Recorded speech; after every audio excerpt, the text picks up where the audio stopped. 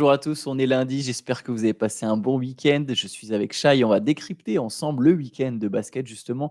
Ces derniers temps, le CQFR du lundi, c'était devenu un peu, bon voilà, on parlait surtout des matchs du dimanche, mais là pour le coup, les matchs du dimanche soir étaient moins intéressants. En revanche, vendredi et samedi, on a eu quelques perfs folles et on a même eu peut-être Shai la meilleure performance des temps modernes. Alors Luka Doncic n'a pas marqué 82 points, il n'a pas battu Kobe Bryant en termes de scoring, mais il nous a sorti un match complètement dingue à 73 points et 10 passes, je crois. Je crois que c'est ça. Non, 10 rebonds et 7 passes, pardon. Ouais. À 25 sur 33 au tir, 73 points, quelques jours après les 70 points de Joel Embiid. Ça fait 4 perfs à 70 points en 13 mois.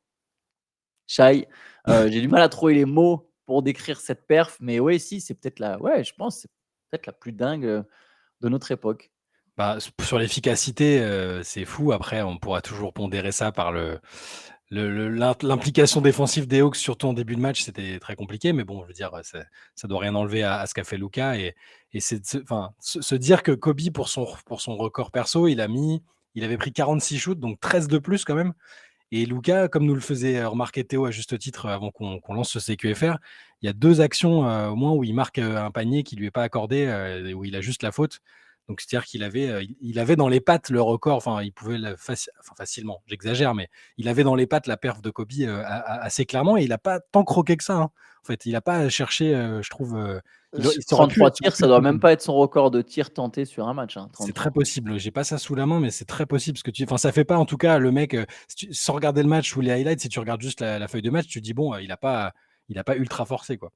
Mais ouais, c'est alors bon, la perf la plus folle, je sais pas, on est sur quelque chose d'assez dingue, mais en même temps dans la continuité de ce qu'on voit, c'est-à-dire c'était la discussion des derniers jours. On s'était même demandé quel joueur pourrait, se rapprocher, égaler ou battre le record de Kobe, et quand on avait fait le petit article où on avait sondé, où nous 2 on avait mis notre avis, Théo et Julien aussi, Doncic revenait quand même, revenait souvent, et le gars, peut-être 2 ou 3 jours après, il a fait ça, donc c'est une performance, invraisemblable. Il fait ça contre Atlanta, histoire bien de leur dire, «Regardez, Bah oui. c'est moi que vous avez échangé.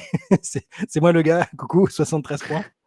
Heu, donc je sais même pas, je sais, bah, ouais, si est-ce que Luka lui-même s'est dit: «Tiens, les Hawks, il paraît qu'en ce moment, c'est bien vu de marquer entre 60 et 75 points, donc je vais y aller à fond», ou est-ce que c'est juste, la circonstance qui a fait qu'il leur a mis une cartouche? Je sais pas. Ouais, devait bien avoir une petite motivation supplémentaire. Je suis allé checker ses 35, son plus grand nombre de tirs tentés, donc il Ouais. avait effectivement déjà pris plus de tirs que ça. 75 au tir sur ce match, 15 sur 16 au lancer, 8 sur 13 à 3 points. On était un peu dans le scénario que justement on avait décrit en disant, bah, Ouais. pourquoi Luka il peut taper les 80. C'était exactement avec ce type de lancer, on était plus sur 10 3 points, voilà. Mmh. Mais il a effectivement il a pas forcément cherché plus que ça à éclater les records, bon après quand un mec a la main chaude, de toute façon en fait il a déjà tellement tout le temps la balle aux Mavericks que tu te rends pas forcément compte quand Ouais, quand est-ce c'est qu'il ça. y a une volonté de lui donner un peu plus le ballon. Bon en tout cas voilà, c'était une perf complètement folle, il y a quelques paniers dans le lot, il met quand même un panier, il est derrière le cercle quoi. Enfin il est derrière le panier, il arrive à mettre le tir. Ouais, c'est un Luka dans un grand soir, c'est le plus fou, c'est que tu te dis là, après ce qu'il a fait là, tu te dis: «Ouais, mais en fait, il peut le refaire et Ouais. marquer un peu plus, quoi». C'est ça aussi, c'est que là, avec les perfs qu'on vient de voir, ces derniers, les mois, on va dire, parce que l'année dernière, il y avait quand même l'enchaînement Mitchell Lillard qui était assez fou. Là, avec ce qu'on vient de voir, Embiid plus Doncic. Booker, tu sens qu'il l'a dans les pattes aussi en ce moment, il Ouais, le commence le bah, le même soir, il met 62. voilà. Comme quand Même Embiid, il y 4. a eu les 62 points de Ouais, 4 et avec la défaite des Wolves, bah, il y a 62 points de Booker avec la défaite des Suns. c'est drôle, 2 joueurs à chaque fois 2 paires de joueurs qui s'aiment pas trop, enfin, qui sont dans une, semi-rivalité, c'est assez marrant. Mais du coup, ça me fait me demander, est-ce qu'avant la fin de la saison, ça va pas tomber? Parce que là, les mecs sont en train de se chauffer, les défenses sont pas beaucoup plus resserrées dans ces circonstances-là, donc ouais, c'est pas impossible qu'avant la fin de la saison, on ait un truc qui tombe, ou un mec qui claque 80 ou je sais pas, mais ouais, c'était impressionnant et ça confirme, ce qu'on pensait, c'est-à-dire que Doncic est, peut-être le plus à même d'égaler ou de battre le record perso de Kobe. Ce qui est sûr, c'est que dans les 5 ans à venir, enfin des perfs à 70, il y en aura de plus en plus, hein. Ouais. Bon, voilà, on aura l'occasion d'en reparler, que ce soit dans un podcast, dans une late session et cetera, mais cette inflation offensive, elle est réelle et il y aura d'autres grosses perfs. Ce week-end, il y avait aussi 3 très beaux matchs, j'ai envie de cibler. Il y a la victoire des Clippers sur le parquet des Celtics. Alors, je sais qu'il n'y avait pas Kristaps Porzingis, mais c'est quand même une vraie victoire convaincante. C'est presque un statement, en fait. Victoire des Clippers à Boston, 115-96, avec un Kawhi Leonard qui était, pour le coup, lui, en mode MVP. Il marque 26 points à 10 sur 15 au tir et surtout une très grosse défense des Clippers, quoi. Ils ont rappelé que, au-delà de leur talent, le talent individuel de leur superstar, Harden met que 9 points, Paul George en met 17. C'est vraiment un match qu'ils sont allés gagner en défense avec des belles perfs, avec aussi les 18 points d'Anel Tace qui a retrouvé son ancienne équipe. Ils ont vraiment éteint certains joueurs adverses. Très grosse victoire des Clippers. Ouais, ils ont infligé aux Celtics leur deuxième défaite seulement de la saison à domicile. Et surtout, ils se sont vengés de Ouais. l'énorme claque qu'ils avaient prise à l'aller. Et tu sens qu'il y avait quand même un peu de ça aussi pour montrer que c'était un accident. Et puis il y a eu. C'est dans le troisième quart surtout, parce que c'était pas si décousu que ça. C'est dans le troisième quart, ils mettent un 21-0, je crois. Et ils ont pu faire reposer, tout le monde dans le quatrième. Mais à nouveau, une performance collectivement impressionnante de la part de ces Clippers-là. Tu as raison. Ils continuent, on se demande jusqu'à quand est-ce qu'ils vont tenir comme ça. Au tout début, on se disait, est-ce que c'est juste une bonne période comme ça et est-ce que les équipes vont pas s'adapter? Mais non, collectivement, c'est fort. Kawhi, toujours très, très, très, très solide. Là, même juste sur 29 minutes, il arrive à faire des perfs comme ça. Et quand tu arrives à faire shooter Tatum, Brown et Jrue Holiday à 13 sur 42 en cumulé, c'est qu'en général, tu as bien fait ton travail et que la victoire, normalement, n'est pas si loin, même sans Kristaps Porzingis. Ouais, et je pense que là, aujourd'hui, les Clippers, c'est vraiment le deuxième favori à l'Ouest avec Denver. Enfin, les deux grands favoris à l'Ouest, c'est les Nuggets et les Clippers. C'est ceux qui ont la constance, en tout cas. Ouais. On comprend ce qui se passe et on voit ce qui. Tu vois, on parlera peut-être un peu plus tard de Phoenix, mais qui a eu une bonne période, mais ça reste toujours. Tu vois, bon, Derrière, replonge un petit peu. voilà. Mais là, les Clippers, on sait à quoi s'attendre. On ne sait pas si ça va aller au bout, mais on sait à peu près à quoi s'attendre maintenant. On a compris ce que Ty Lue voulait faire et quel joueur serait au cœur du truc, ouais. Allez, autre match assez dingue, voire complètement dingue, c'est la Ouais. victoire des Lakers contre les Warriors, 145-144. Alors, je vais vous donner quelques stats individuelles, hein. Il y a 46 points de Stephen Curry, il y a 36 points, 20 rebonds et 12 passes de LeBron James, 28 points de D'Angelo Russell. Match 2 prolongations, j'allais dire, il y a eu beaucoup de points, mais parce qu'il y a eu 2 prolongations. Et tu sais que la stat que je trouve la plus dingue dans ce lot, c'est le plus 31 de Draymond Green en Impressionnant. 46 minutes Je ne l'ai pas compris, sur celui-là. Ouais. sur une défaite de 1 point des Warriors, quoi. Ouais, c'est incompréhensible. Bon, du coup, lui, c'est l'argument sur l'importance de Draymond, il est du coup plus à la. Là, on peut le ressortir. Il est ultra, ultra important. Et il n'a pas complètement changé d'ailleurs. Pour rester sur Draymond, je sais plus. Attends, avec qui c'est Avec Ant c'est avec il est Davis. avec Anthony Davis et après il limite Jared Vanderbilt, C'est qui ça. qui demande le Il replay. met un coup un peu mal placé à Davis. Bon, on va dire que c'est dans le feu de l'action. Et derrière Vanderbilt qui réclame le replay, je crois, pour que les arbitres aillent Ouais, voir. Et limite, il pète un câble. Bon, il n'a pas totalement changé, mais bon, il a l'air un petit peu plus en contrôle en tout cas. Mais ouais, plus 31, j'ai halluciné après coup, je m'en étais pas rendu compte, tu vois? Et encore des défaites cruelles, déchirantes pour les Warriors. ouais. C'est C'était un match contre un concurrent direct en plus, en fait. Tu es dans la course au play-in, tu dois absolument battre les équipes qui sont devant toi, Curry met un qui panier à sont 3 proches de points loin. à 4 secondes de la fin, tu te dis: «Allez, c'est bon, c'est fait» et puis ils vont repartir de là. C'est le panier qu'il leur fallait pour avoir le déclic et repartir de l'avant et puis non. De LeBron et la gagne pour les Lakers sur cette deuxième prolongation. Ouais, Golden State est plus proche de la 13e place que de la 10e pour l'instant. Bon, après c'est logique, ils sont 12e, donc c'est un peu plus logique que tu sois plus proche de la 13e que de la 10e, mais il y a quand même 3 victoires d'écart avec le 1er du play-in. Il y a encore un peu de temps, mais ça fait pas mal de défaites crève-cœur d'un point, pour les Warriors. Ta phrase me fait penser à une phrase que j'ai revue et qui date, hein, mais de ce week-end. Ça n'a rien à voir, hein, je précise, mais ça implique LeBron.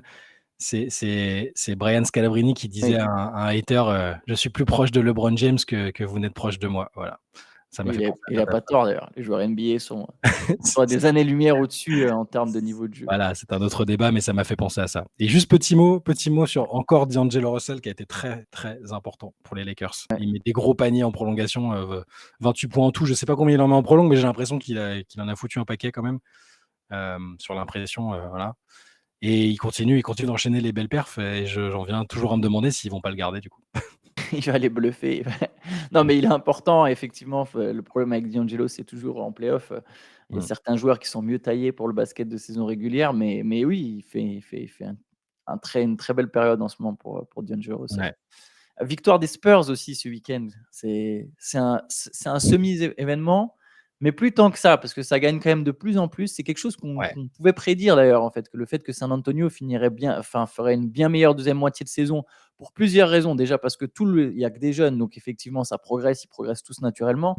Leur meilleur joueur est un mec qui est en train de passer un cap, Wembanyama. Et aussi, bon, je pense qu'après avoir été kata, il n'y a plus tant besoin de faire des expériences et ça joue de manière un peu plus logique, en tout cas en termes de rotation à San Antonio. ouais, Et les Spurs ont décroché ce qu'ils ont qualifié de plus belle victoire de la saison. Ils ont battu les Timberwolves, premier à l'Ouest, ouais. 113-112, avec encore une fois un très bon Victor Wembanyama, 23 points, 10 rebonds, 6 passes, 2 interceptions, 2 contres. Et, pardon, voilà, à toi la parole, Shai. J'ai cru que tu allais enchaîner sur et la présence d'une chauve-souris, interceptée par la mascotte, Coyote. Déguisé en Batman, d'ailleurs. C'est ça, avec Manu Ginobili dans la salle, le dernier à avoir capté une chauve-souris. Enfin, capté, c'est peut-être un euphémisme vu, je sais pas je me suis toujours demandé comment avait fini la chauve-souris en question. Là, elle a juste été dans le filet de la mascotte. Ouais, ouais, victoire que tu as raison, eux-mêmes considèrent comme leur plus belle victoire. D'un côté, tu es dans les bas-fonds de la conférence Ouest, tu bats le leader de l'Ouest, c'est forcément bien. Ils étaient menés de 13 points, je crois, à la pause. Derrière, ils se sont bien bagarrés, ils ont repris les devants dans le quatrième. Devin Vassell, 25 points aussi. Qui pour répondre à Anthony Edwards qui met 32 points. Il y a 4 qui prend le dernier tir du match, je crois, à nouveau. C'est pas la première fois cette saison. Oui, 4 qui prend le dernier ouais. tir, ça rentre pas. Donc c'est malheureux pour lui et pour les Wolves. Mais ouais, Victor, bon match encore. Avec ce petit dribble qui a fait le tour encore, le Le body Sham God, roga ou ouais. le sham god, selon, la culture, devant Rudy Gobert. Alors, bien large forcément parce que c'est Victor Wembanyama, hein, c'est pas Chris Paul qui aimait bien le faire aussi. Mais c'est passé et derrière il attaque par-dessus Rudy et ça passe. On revoit un peu cette facette qu'il aimait bien mettre en avant, du genre je tente des trucs à l'entraînement qu'on m'a jamais vu faire et puis je vais le refaire la semaine d'après en match. Il le faisait déjà pas mal quand il jouait en France, mais c'est marrant de le voir tenter et réussir des choses comme ça. Allez, on peut peut-être enchaîner avec les matchs. Là, pour le coup de cette nuit, on peut y aller en speed Ouais. là-dessus. Il n'y avait pas de match très, très intéressant. On peut quand même parler de la victoire d'Orlando contre Phoenix, malgré les Carton, 44 points de quand Booker, même. hein, du coup, ouais, 106 points en 2 matchs pour Booker. Ouais. C'est c'est quand même, terrible et je crois qu'il est à 51 points de moyenne sur les 3 derniers matchs, mais défaite des Suns parce que Booker seulement 2 points dans le 4e quart-temps, parce que dans le 4e quart-temps, le Magic a éteint complètement les Suns avec un line-up très, très grand. Ils ont mis que de la taille. Il y avait Moritz Wagner, il y avait Isaac, il y avait Banchero, Banchero, il y avait Theo Wagner, Wagner. Franz Wagner, enfin Ouais, bref. Il y a des longs bras et ça a complètement éteint les Suns. C'est beau comeback, du Magic. ouais. 31-13, ils mettent dans le dernier quart-temps. Le dernier carton, des Suns est catastrophique. Alors c'est autant dû à la très bonne défense du Magic, notamment, avec cette taille dont tu parlais. Heu, quand tu as Isaac et tout, Isaac, c'est pas un joueur dont je suis fan, hein, mais alors quand il est là et qu'il est en forme, défensivement, c'est quand même un beau bazar. Et ouais, attends, ils ont passé, 8 minutes sans marquer le moins de panier, hein, dans le 4e quart-temps, pas un seul panier. Alors quand tu as Kevin Durant, Bradley Beal, Devin Booker, c'est bon. C'est quand même, c'est pas très, très rassurant, je trouve, même si Orlando est une bonne équipe, défensive, on en a déjà parlé. Et au final, Booker qui marque 44 des 98 points de Phoenix, avec, Durant à 15 et Beal à 9. Donc il y a eu de la maladresse, mais pas tant que ça. J'ai pas trop compris comment ils avaient joué ce Bah, dernier carton. les Suns, le Magic les a quand même vachement empêchés de prendre des 3 points. Ouais, Et mine de rien, quand tu as pas le 3 points, bah, tu reviens sur des scoring, des perfs au scoring dignes des années 90, hein, voilà, pour les plus nostalgiques. Mais voilà, ils prennent que 14 tirs à 3 points, ils en mettent 4 parce ouais, que forcément, quand tu as des mecs qui, en face, tiennent leur duel avec des longs bras, bah, tu shootes pas si facilement que ça. Le jeu paraît moins espacé, tout soudainement quand tu as des espèces de Golgoth avec des tentacules et c'est un point fort pour Orlando et ça, c'est même quelque chose qui peut vachement leur servir en playoff pour le coup.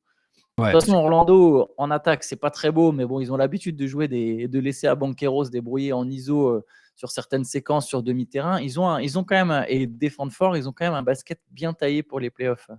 ouais. Ah, J'espère que tu as raison. Écoute, Je suis à la fois d'accord avec toi et à la fois j'espère que tu as raison parce que ce serait bien. Ils ont eu une période compliquée là. C'est que là, ils avaient perdu 7 de leurs 10, ils ont perdu 7 de leurs 10 derniers. Donc là, ils recommencent à peut-être. Cette victoire va faire du bien, je pense, j'espère.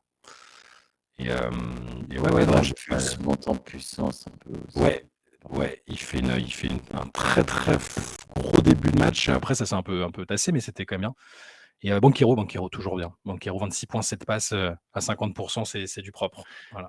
Le Thunder a raté une occasion de se détacher des Timberwolves. Le Ah Thunder a ouais. perdu contre les Pistons. Ça, pour le coup, c'est un événement. On a La compris 6e celle-là, victoire ouais. de la saison. Ouais, Victoire de Détroit 120 à 104 avec un gros match de Jalen Duren, 22 points, ouais. 21 rebonds, 6 passes. Il a tenu à souligner en conférence de presse qu'il avait fait 6 passes. C'est pas un mauvais passeur, hein. Il a une bonne vision du jeu pour un mec de sa taille. Il y a un truc, il a même une bonne aisance balle en main. En fait, il y a des trucs que je comprends pas chez les Pistons, c'est que Jalen Duren, il a quand même un vrai bon potentiel. Donc il y a quand même quelques bons jeunes très intéressants. Et voilà, pour le coup, voilà, sur ce match-là, il a dominé ce match-là, Jalen Duren. C'est marrant, j'avais noté comme toi le fait qu'ils disent direct, parce qu'ils lui ont dit ah, c'est le premier match en plus de 20-20 depuis Drummond pour un joueur des Pistons. Lui, il était surtout content d'avoir fait 6 passes. Et je pense que c'est aussi un indice sur le joueur qu'il espère et qui peut devenir. Mais ça va être important pour les Pistons parce que si c'est juste un gros rebondeur, c'est très bien, c'est aussi important. Les pivots n'ont pas disparu de l'NBA, on en parlait ce week-end dans le CQFR, mais imagine si tu arrives à avoir un mec qui est bon scoreur, donc qui arrive à claquer des matchs à 20 points, gros rebondeur comme il est, passeur correct, manière de ballon correcte pour son poste dans une ligue où il faut quand même des intérieurs avec une panoplie plus élargie qu'avant. C'est un gros potentiel. Il est encore très jeune, il est taillé comme un vétéran, mais il est très jeune. Et ouais, des matchs comme ça me montrent tout le potentiel et les promesses qu'il y a autour de Duren. Faut lui montrer des cassettes de Bam Adebayo, enfin des cassettes, ça Ouais. n'existe plus trop les cassettes. Faut lui montrer des clips YouTube de Bam Adebayo en boucle, à Jalen Duren. Je pense que ça peut être un éventuel modèle. Je donne vite fait les stats de Killian Hayes, 2 points, 3 rebonds, 3 passes, voilà, en Il était 14 minutes. titulaire ce coup-ci, mais parce qu'il est sorti du banc, hein, il a très, très peu joué la dernière fois. Là, il est titulaire parce qu'il y avait pas Cunningham, mais ouais, c'est pas c'est pas folichon. Ouais, si Cunningham revient, enfin, Ouais. je pense que ce sera Ivy Cunningham le backcourt et Killian Hayes aura peut-être quelques minutes en sortie de banc avec Marcus Sasser, mais bon, c'est compliqué. Parce que là, sur un match où il tape quand même, donc je veux dire, c'est une grosse perf quand même. Tu tapes l'une des meilleures équipes de la ligue, donc il joue 14 minutes, mais il y a -9, l'équipe a été bonne sans lui, en fait, c'est malheureux. Victoire des Hawks contre les Raptors 126 à 125. Saddiq Bey a donné la victoire aux Hawks sur une claquette à 1 seconde de la fin. Il y a 4 joueurs des Hawks qui finissent en double-double. 30 points, 12 passes pour Trae Young, 17 points, 12 rebonds pour Jalen Johnson, 19 points, 14 rebonds pour Clint Capella et donc 26 points, 13 rebonds pour Saddiq Bey qui a pris le rebond le plus important du match après un petit flotteur raté par Trae Young. Ouais, Saddiq Bey, joueur curieux, je sais jamais trop quoi en penser. Il est capable de trucs assez énormes, même à Détroit, il est capable de gros matchs au scoring. C'est un mec, ouais, c'est un gars de Villanova, donc il a quand même le pédigré qui est intéressant. Et je me souviens plus, tu l'as peut-être pas en tête non plus, hein, mais je sais plus contre quoi il l'avait récupéré à Atlanta. Mais bon, Des pas seconds tours. grand-chose, quoi. Ouais, voilà. Ah non, c'était les Pistons, pardon. Alors les Pistons l'ont récupéré. Ouais, c'est le truc à 3 avec les Warriors, c'est vrai, ouais. OK, donc c'est bel et bien enfin, c'est un Oui. peu essentiellement Ouais. il y avait 5 secondes, ils ont lâché 5 seconds tours. Ouais, mais c'est un Voilà, joueur que j'aime, pour c'est un joueur que récupérer. j'aime bien et je j'arrive pas à savoir exactement, où et comment il peut, vraiment s'imposer, mais je le trouve bien. Là, il fait son record de la saison, il fait 26 points et il prend, je sais plus combien tu as dit, il prend 13 rebonds, comme ça? 13 rebonds, ouais. Ouais. Non, je sais pas, j'aime bien ce joueur, mais j'arrive pas à savoir à quel point est-ce que c'est son plafond ou est-ce qu'il peut être, utile dans une équipe, avec un plus compétitive que les Hawks de cette année, mais ouais, panier, panier intéressant à une seconde une seconde du terme après le flotteur de Trae Young qui a aussi été bon, pareil, on en parlait avec Théo tout à l'heure, mine de rien, malgré la saison très, très décevante des Hawks, ils continuent d'être ultra irréguliers, mais Trae Young, franchement, il fait une saison vraiment respectable, par rapport aux résultats collectifs. Je vais juste donner le score des 2 autres matchs. Donc les Pacers ont battu les Grizzlies 116 à Mmh. 110. J'imagine que tu auras pas forcément quelque chose à dire là-dessus et Non. les Bulls ont battu les Portland Trail Blazers 104 à 96. Voilà, c'était pour les 2 autres matchs, de la soirée. Il y avait pas grand chose à souligner à la limite, à part si vous voulez, DeAndre Ayton a quand même mis 22 points, 12 rebonds. Maintenant, je donnerai les stats d'Ayton après chaque match de Portland. Dominaton. Tom Ayton. Donc là, Contre ça fait 2 matchs de suite où il a été bon. DeAndre contre Différence. Max Ayton, voilà. Exactement. N'hésitez pas à regarder le CQFR de samedi dernier, enfin de samedi du coup, où on répond à toutes vos questions. C'est presque un autre podcast à ce stade, sauf qu'il y a plein de sujets et plein de thèmes différents évidemment parce qu'on répond aux questions qui ont été sélectionnées. Voilà, je trouve que c'est un format sympa personnellement. Ouais. Je dis pas ça parce qu'il y a nos gueules et parce qu'on est dedans, mais voilà, je vous invite à regarder ça si jamais vous ne l'avez pas encore fait, c'est disponible. Il y avait aussi le Hoop Culture ce week-end. Il n'y avait pas de Moop Deep, si je Non. ne dis pas de bêtises. Et du coup, voilà, cet après-midi, on fera un podcast avec Théo, on sera à 3. Et demain, on se retrouve pour un nouveau CQFR comme d'habitude. Et d'ici là, bonne journée à tous. Bonne journée. Ciao, ciao.